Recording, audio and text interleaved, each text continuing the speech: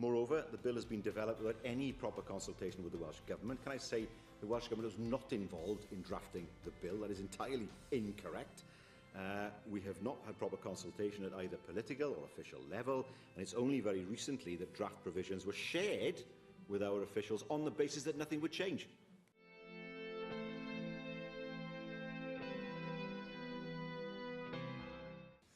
The Welsh voice in deciding how new frameworks and returning powers operate must be heard loud and clear.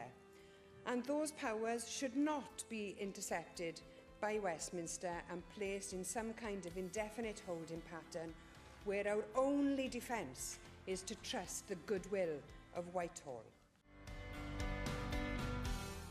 Let's be clear, it would have been perfectly possible for the UK Government to present a bill which takes us out of the European Union whilst also respecting the constitutional arrangements of the United Kingdom.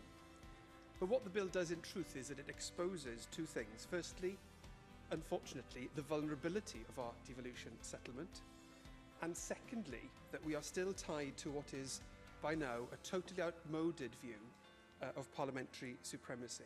2 devolution referenda in Wales can be trumped by just one single clause in one Westminster bill.